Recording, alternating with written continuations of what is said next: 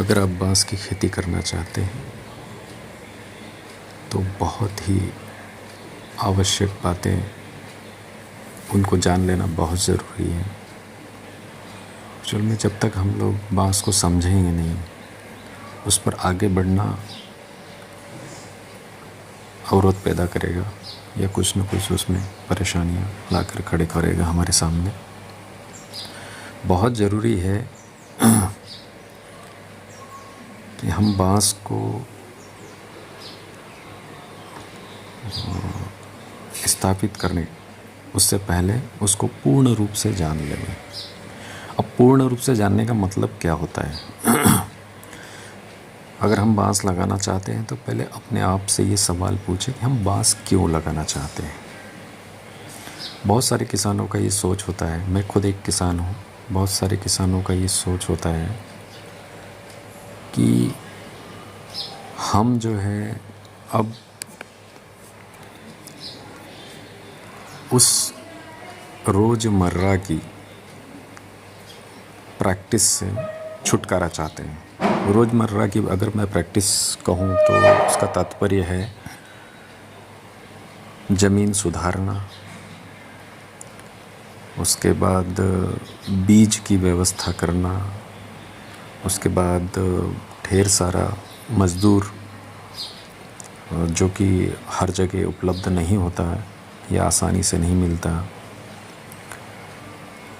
उसके बाद fertiliser, pesticides, खाद दवाई का उपयोग बहुत से लोगों को ये भी पसंद नहीं आता है।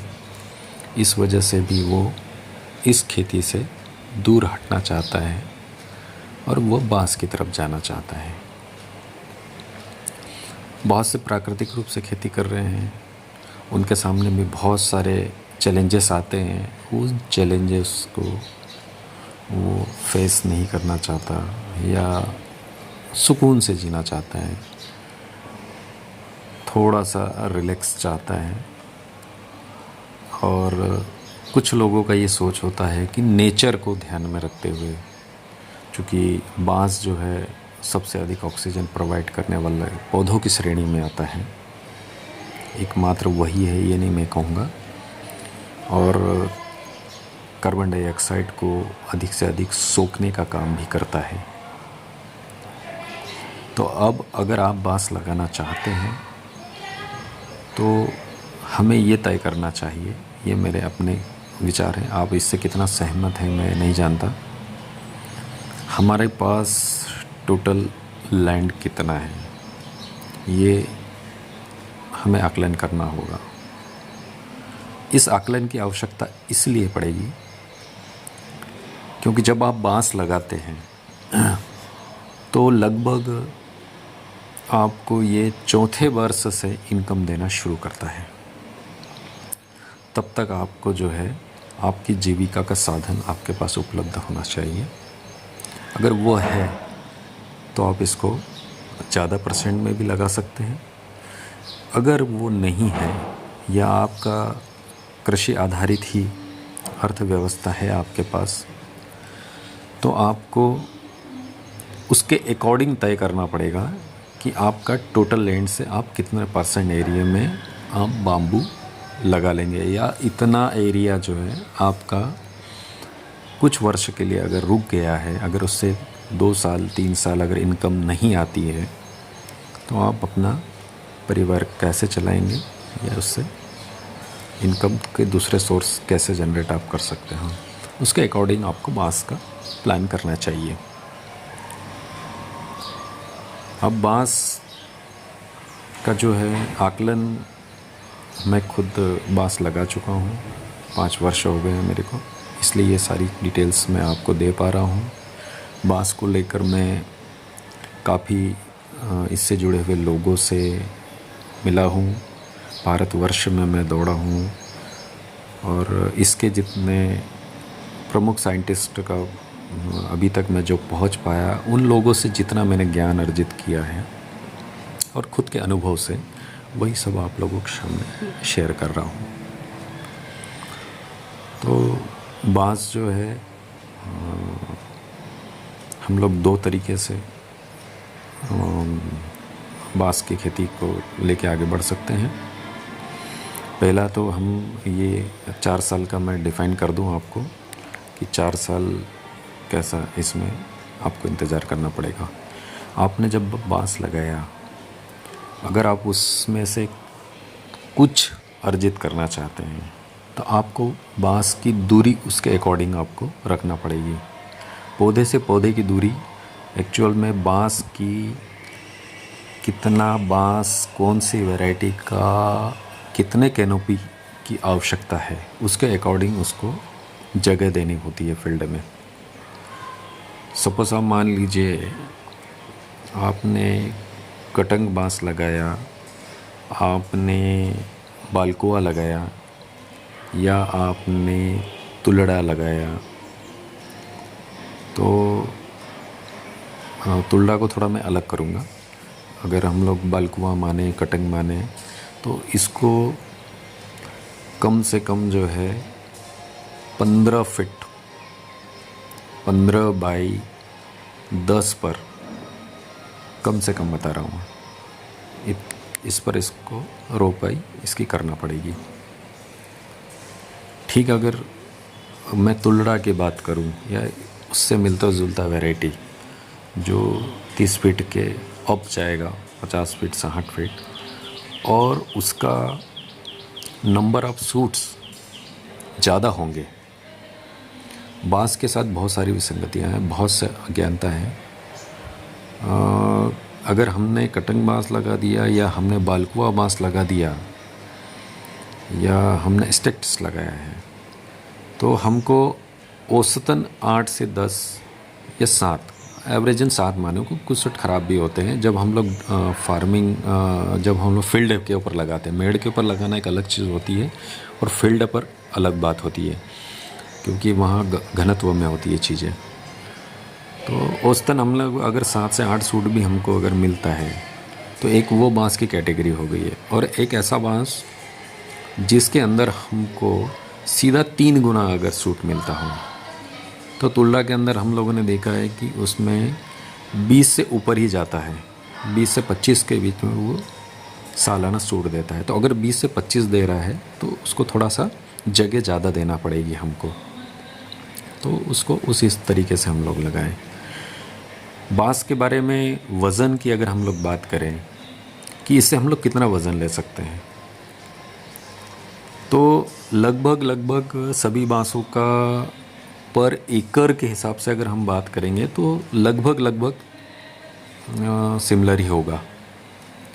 जैसे मैंने आपको अभी बताया कि कटंग ने हमें 7 सूट दिया या बालकुआ ने हमें 7 सूट दिया है, और वही चीज़ जो है अगर वो 40 किलो का बैठ गया और ठीक उसकी जगह हमने तुलड़ा लगाया, तो कटंग या बालकुआ 40 किलो वज़न दे देगा, तो तुलड़ा हमको जो है 15-17 किलो वज़न दे देगा। तो अगर वो 15 किलो का भी हम लोग माने तो वो 25 सूट दे रहा है। तो अब लगा लीजिए, वो 3 गुना जो है, अगर उसका वज़न कम है तो उसका नंबर ऑफ़ सूट 3 गुना ज़्यादा है। तो ये सारी चीज़ें जो है हमको समझना पड़ेगा। हम लोग एक बांस का बल्ली उठाकर अगर उसको तोल लें और ये कहें कि यार इसका वज़न ज़्यादा है और इसका वज़न कम है, तो इसमें हमको जो है इससे हमें इनकम कम होगी या इससे इनकम हमको ज़्यादा होगी। बांस की सभी प्रजातियां बहुत अच्छी होती है, बस बांस में हमें इस बात का विशेष ध्यान रखना पड़ेगा कि बांस उसका जन्म, उसके मदर कहाँ है।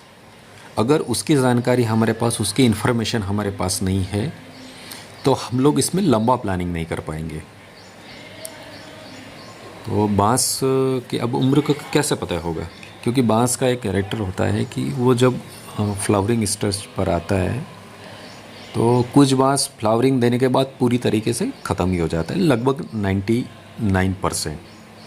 1% बांस ऐसा होता है कि वो बांस फ्लावरिंग देता है और एक साथ पूरे पेड़ के ऊपर फ्लावरिंग नहीं आता है।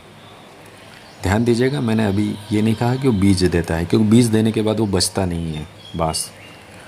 फ्लावरिंग तो एक सूट के ऊपर फ्लावरिंग आ गया और दूसरे के ऊपर नहीं आया है, तो उसमें सूट तो निकलना जारी रहेगा, लेकिन वो मैच्योरिटी को नहीं छुएगा।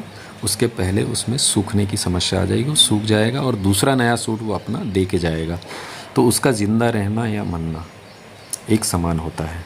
उसमें हम लोग प्रोडक्शन की बात, हाई प्रोडक्शन की बात नहीं कर सकते हैं कि हमें इतना टन प्रोडक्शन उससे मिल जाएगा।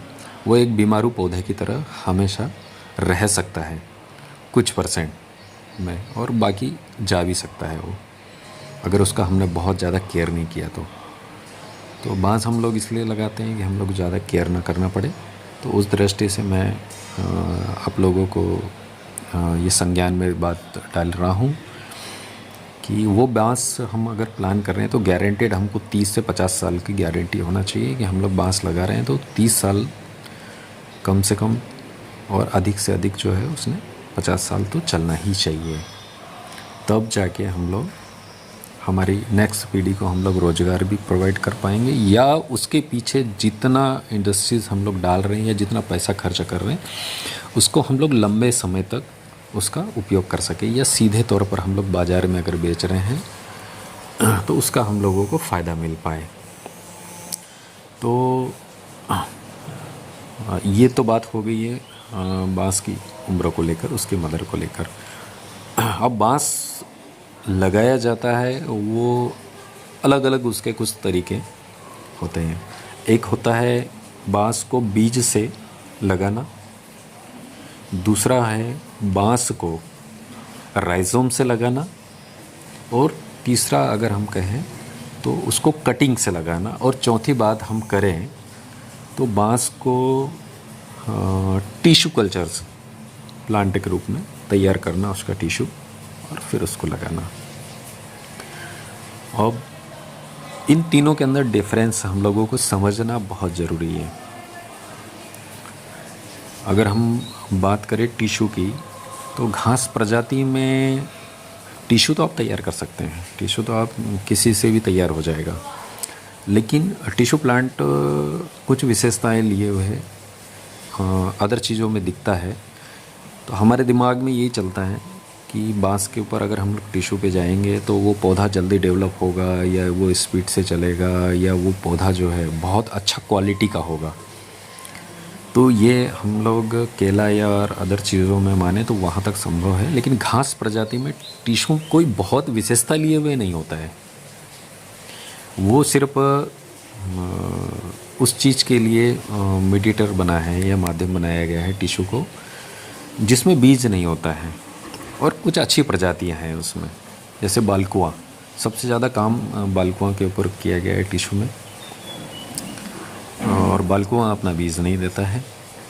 अब इसको जो है ग्रोइंग हार्मोन्स के साथ इसको तैयार किया जाता है। इस वजह से कुछ इफ़ेक्ट्स भी हमको देखने को मिला है फील्ड के ऊपर। उसमें जो है ज़्यादा ये समस्या आई है कि वो मोर्टेलिटी की प्रॉब्लम्स आई है कि 5 साल 7 साल 10 साल में उसकी मोर्टेलिटी बढ़ती गई है, और पौधों को नुकसान उसमें हो रहा है।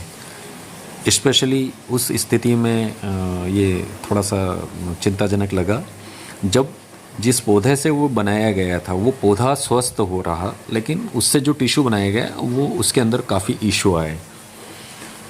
दूसरा, इसके अंदर जो ठंडे प्रदेश हैं वहाँ पर ये काफ़ी सक्सेस हुआ है। जहाँ पर थोड़ा गर्म माहौल रहा है या टेम्परेचर ज़्यादा रहा है जिस स्टेट के अंदर, वहाँ पर ये समस्या बहुत ज़्यादा देखने को मिली है। जैसे महाराष्ट्र की बात करें या एमपी की बात करें या एमपी के कुछ क्षेत्र की बात करें। ऐसा नहीं है कि पूरी तरीके से इसको हम लोग ये कहें कि ये फेल है, लेकिन उसके अंदर रिस्क ज़रूर है, उसके अंदर मोर्टेलिटी है, ऐसा हम कह सकते हैं। और उसके बावजूद भी कई लोग आज बालकुआं को पसंद करते हैं, जितना परसेंट में वो ज़िंदा रहे, क्योंकि वो बांस बहुत ही सुंदर बांस है, बहुत ही मजबूत बांस है, बहुत ही अच्छा बांस है, इसलिए लोग उसको रिस्क लेते हैं।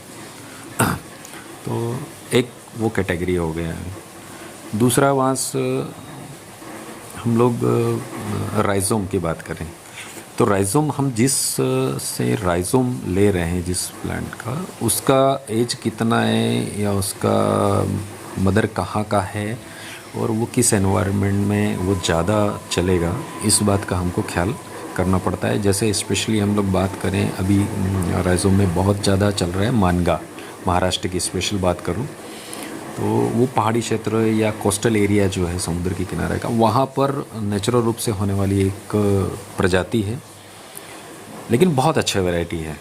वो भरत बांस है, वो सीधा चलता है, बल्लियों के अंदर भी उसका उपयोग होता है। और अभी कई और जगह पर इसका महाराष्ट्र के और दूसरे क्षेत्र में भी जो है कोस्टल एरिया से बाहर इसको लगाने का प्रयास किया गया और वहाँ पे उसमें सफलता मिली है। लेकिन ये अंडर ऑब्जर्वेशन है आपकी, जहाँ पे बहुत ज़्यादा गर्म है वहाँ पे अभी कैसा वो सरवाइव करेगा ये देखने की बात है। तो उसके ऊपर भी हम लोग ट्राई कर सकते हैं। और अगर हम लोग तीसरी मतलब बीज की बात करें तो बीज से तैयार होने वाले में बहुत सारी वैरायटियां हैं, जिसके अंदर हम लोग बीज से जिसके बीज उपलब्ध हैं उनको हम लोग उपयोग कर सकते हैं। और विशेषकर जो है बीजों में भी हम लोगों ने देखा है कि तुलड़ा वैरायटी वो काफ़ी अच्छी मानी जा रही है। और पहले ऐसा मानना था कि नॉर्थ ईस्ट में बहुत अच्छे से जो है ये हो रहा है और मैदानी इलाके में ये कैसा परफॉर्म करेगा ये, या अधिक गर्म इलाकों में ये कैसा करेगा। लेकिन जैसे ही वो नॉर्थ ईस्ट से नीचे आया और जैसे कि हमारी भारत सरकार बाम्बू मिशन के तहत जो है इसको प्रमोट किया, तो देखा कि महाराष्ट्र, गुजरात, मध्य प्रदेश, उत्तर प्रदेश और ऐसे ही मैं जो जहाँ पर अगर मैं सबसे ज़्यादा तापमान की बात करूँ, गर्म एरिया महाराष्ट्र का, मध्य प्रदेश का और गुजरात का, वहाँ पर ये देखने में आया कि सबसे बढ़िया ग्रोइंग में जो है वो तुलड़ा बांस निकला। इतना ज़बरदस्त कि 12 महीने और 14 महीने के बाद उसका स्पीड देखकर ऐसा लगा कि उसने नॉर्थ ईस्ट में भी इतना फास्ट ग्रोइंग नहीं किया जितना उसने मध्य प्रदेश, महाराष्ट्र और गुजरात जैसे गर्म इलाकों में किया है। तो एक बहुत ही, अगर बीच पे हम लोग जाएं तो तुलड़ा जो है एक बहुत ही अच्छा विकल्प बनकर सामने आया है और गवर्नमेंट भी इसको बहुत ज़्यादा प्रमोट कर रही है बाम्बू मिशन के अंतर्गत। और इस बांस को लेकर अगर हम बात करें तो ये पोखला बांस होता है, लेकिन गर्म इलाकों में आकर थोड़ा सा इसने मजबूती ज़्यादा दिखाई है ठंडे इलाकों के बजाय। और ये बांस के कई उपयोग है। ये कंस्ट्रक्शन के अंदर भी काम आ रहा है, बल्ली के अंदर भी काम आता है, एग्रीकल्चर यूज़ में भी काम आ रहा है। अगर हम लोग छोटे अगर हाथ से बनाने वाले अगर हैंडलूम्स की बात करें, उसके अंदर भी जो है इसका बहुत ज़्यादा उपयोग हो रहा है। और दूसरा, इससे चीप बहुत बढ़िया निकल रही है। तो ये प्लाई के लिए भी जो है बहुत बढ़िया साबित हो रहा है। प्लाईवुड उद्योग में भी इसका बहुत ज़्यादा उपयोग है। इसका भविष्य बहुत अच्छा नज़र आ रहा है। अगरबत्ती के अंदर इसका यूज़ किया जा रहा है और ऐसे ही बहुत सारा इसका उपयोग। तो मल्टीपर्पज़ मुझे ये वैरायटी लग रही है और इसमें बहुत अधिक संभावनाएं नज़र आती है। तो बीज में हम लोग उसके ऊपर भी जाते हैं। इसके सिमिलर भी कुछ वैरायटियां हैं, इसको आप सर्च करेंगे बहुत सारी वैरायटी मिल जाएगी, क्योंकि बांस का 1320 प्रकार की प्रजातियां पाई जाती हैं। तो आप किस तरीके से चाहते हैं, आप कौन सा आपके आसपास यूनिट है या आप कौन सा उद्योग लगाना चाहते हैं। अगर हम चारकोल की बात करें, अगर आप चारकोल बनाना चाहते हैं या कोयला बनाना चाहते हैं तो उसमें हम लोग को थोड़ा भरत बांस की ज़रूरत होगी। तो भरत बांस में हम लोग अगर राइजोम की बात करें तो ओलिवरी बांस आ जाएगा, जो पूरा भरा हुआ बांस होता है, जो क्रिकेट के बैट बल्ले के हत्थे के रूप में भी हम लोग उसका उपयोग करते हैं। दूसरा आ गया मानवेल, महाराष्ट्र के अंदर सबसे ज़्यादा चलने वाला गर्म एरिया में बहुत अच्छा से सर्वाइव करता है और बहुत कम पानी की आवश्यकता होती है। ऐसी वैरायटी है मानवेल। मानवेल का कैरेक्टर ये रहता है कि वो थोड़ा सीधा नहीं रहता, ऊपर जाकर वो झुकाव देता है। तो अगर आप मानवेल के ऊपर जाना चाहते हैं और आपको बायोमास के पर्पस से चाहिए तो बायोमास के लिए बहुत अच्छी वैरायटी है। और उसको आप अगर मानवेल को हम लोग अगर थोड़ा सा डेंस लगा दें तो वो सीधा हो जाता है उससे बल्ले। तो मानवेल अगर आप लगाना चाहें तो डेंस लगा दीजिए। तो इसीलिए मैंने कहा थोड़ा सा बांस को इतने कम समय में समझना बहुत मुश्किल है।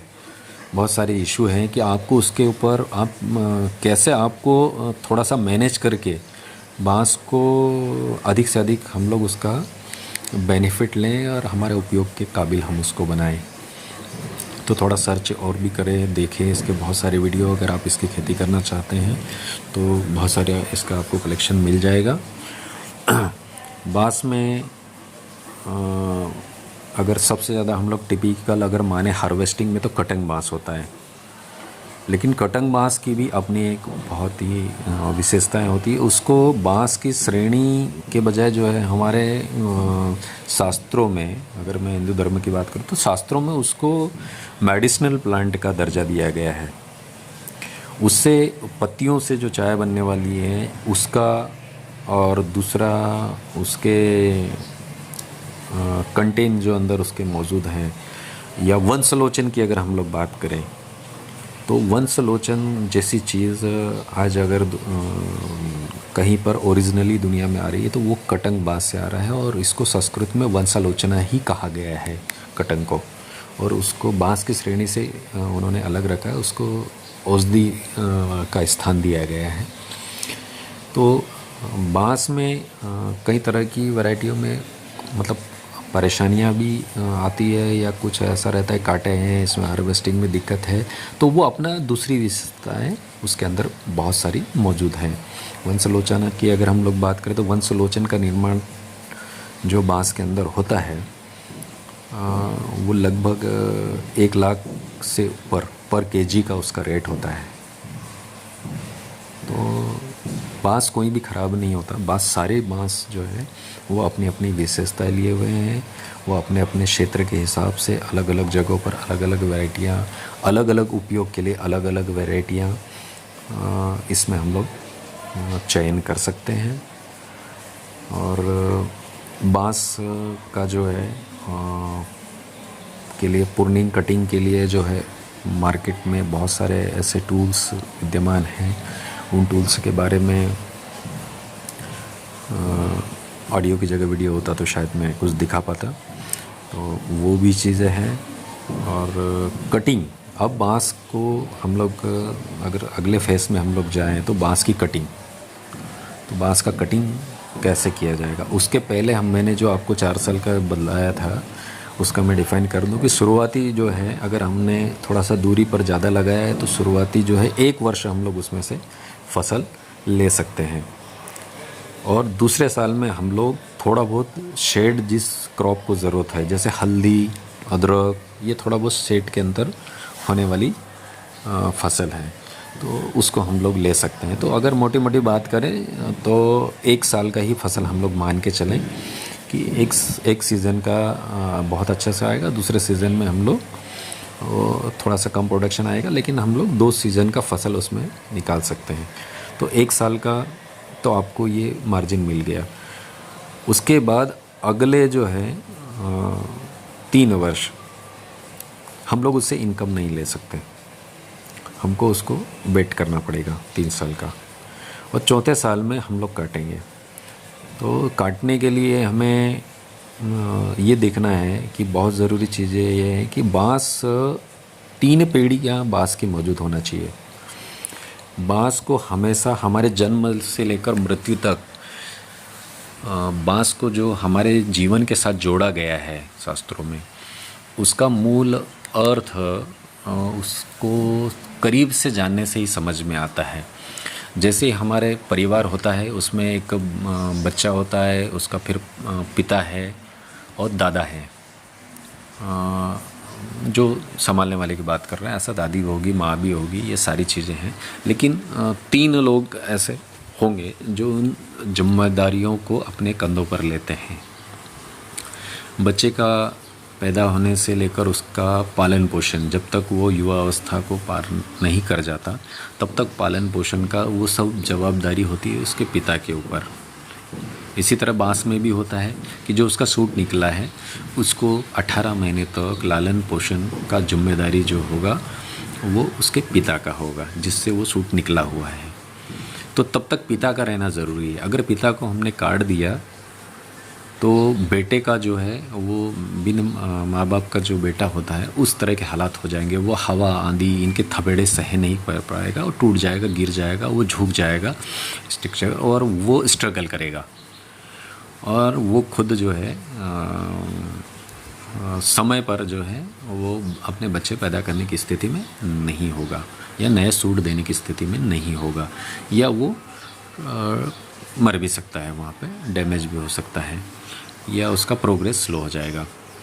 उसी तरह अगर हम तीसरी पीढ़ी में जाएंगे तो दादा, तो घर के अंदर एक बुज़ुर्ग है, तो हम देखते हैं कि अगर आपके पिता बच्चा भी पढ़ रहा है और ग्रोइंग पीरियड में है, और पिता जो है वो कार्यभार संभाल रहे हैं, वो अपनी जिम्मेदारियों का निर्वाह कर रहे हैं, तो घर में एक बुज़ुर्ग इंसान होता है तो वो घर की व्यवस्थाओं का ध्यान रखता है, वो संभालता है, वो रिश्ते नाते इनकी समझ जो है वो स्थापित करता है परिवार में। तो बुज़ुर्ग का घर में होना कितना इम्पोर्टेंट है मुझे ज़्यादा समझाने की ज़रूरत नहीं है, सभी लोग हम लोग जानते हैं। तो वही भूमिका जो है वो तीसरी पीढ़ी का बांस निभाता है। तो बांस कटिंग में हमेशा जो है एक बांस का एक भिर्रा जो है वो एक परिवार है, तो उसमें उन 3 पीढ़ियों का मौजूद रहना उसको मजबूत बनाता है, उसको ताकतवर बनाता है, उसको सक्षम बनाता है, उसको समृद्ध बनाता है। और अगर वो सक्षम समृद्ध रहा तो हम लोग रहेंगे या किसान रहेगा सक्षम और समृद्ध। तो इसलिए उसको हमेशा 3 पीढ़ी उसको मौजूद होना चाहिए और उसको कटिंग उस तरीके से उसको करना चाहिए। प्रैक्टिकली ये मैंने खुद अनुभव किया है कि जिस प्लांट के अंदर थोड़ा सा गलत तरीके से कटा है तो अनुभव किया है कि जिस तरफ से हमने गलत को काट दिया उस तरफ से वो चलना बंद हो गया, ब्रेक उधर से वो उसका वंश रुक गया है और पौधा एक ही तरफ चल रहा है।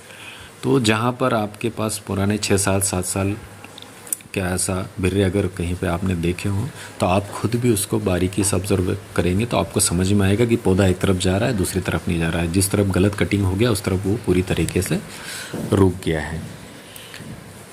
तो कटिंग का बहुत ज़्यादा इसके अंदर महत्व है, उसका ख्याल हमको करना चाहिए, सिर्फ उसका ज़िंदा दिखना ही पर्याप्त नहीं है। तो ये हो गया आपको कटिंग से संबंधित बात है। तो इन छोटी छोटी चीज़ों का ख्याल करें और समझ को जो है विकसित करें और उसके बाद तय करें कि हमको बांस लगाना चाहिए और लगाना चाहिए तो किस तरीके से उसको मैनेज करना है, क्या क्या उसको के अंदर ख्याल रखना चाहिए। अगर बांस के पौधे की मैं बात करूं तो बांस को छोटा सा एक गड्ढा हम लोग खोद कर उसके अंदर थोड़ा सा कंपोस्ट या केचुआ खाद वगैरह इसका इस्तेमाल कर सकते हैं। अगर आप फर्टिलाइज़र डालना चाहते हैं तो NPK का जो है एक बैलेंस बनाकर उसमें अंदर उसका उपयोग करें। बहुत ज़्यादा फर्टिलाइज़र की आवश्यकता नहीं होती है और बांस को सबसे ज़्यादा अगर फर्टिलाइज़र में हम लोग बात करें तो पोटाश की आवश्यकता होती है, तो उसका हम लोग विशेष ध्यान रख सकते हैं। बांस के अंदर सूट सूखने की जो समस्या है उसका बहुत बड़ा एक रीज़न ये होता है कि उस समय का क्लाइमेट और आपके फील्ड का क्लाइमेट, अगर आपने बहुत ज़्यादा डेंस लगा दिया तो उसके अंदर सूट बहुत ज़्यादा ख़राब होंगे, क्योंकि आप पर एकड़ जितना प्लांट आप लगाते हैं उसके अकॉर्डिंग ही उसके अंदर से सूट्स आएंगे। तो आपने बहुत ज़्यादा प्लांट लगा दिया तो आपको सूट कम मिलेंगे। आपने थोड़ा सा गैप ज़्यादा दिया, अगर सनलाइट उसमें प्रॉपर जा रहा है तो आपको उसमें प्रॉपर सूट मिल जाएगा। तो बहुत ज़्यादा डेंस लगा के आप बहुत ज़्यादा इसमें से प्रोडक्शन ले सकते हैं या कम लगा के, तो ऐसा कुछ नहीं है। शुरुआती अगर कुछ सालों की बात करें तो थोड़ा बहुत फ़ायदा या नुकसान हमको इसमें हो सकता है, वो मैटर नहीं करता है। क्योंकि हम लोग अगर बांस लगा रहे हैं तो हम लोग कम से कम 30 साल का या 40 साल का प्लानिंग कर रहे हैं। इतना लंबा अगर प्लानिंग कर रहे हैं तो उसको प्रॉपर तरीके से लगाएं। बस इन चीज़ों का ख्याल रखें। Thank you.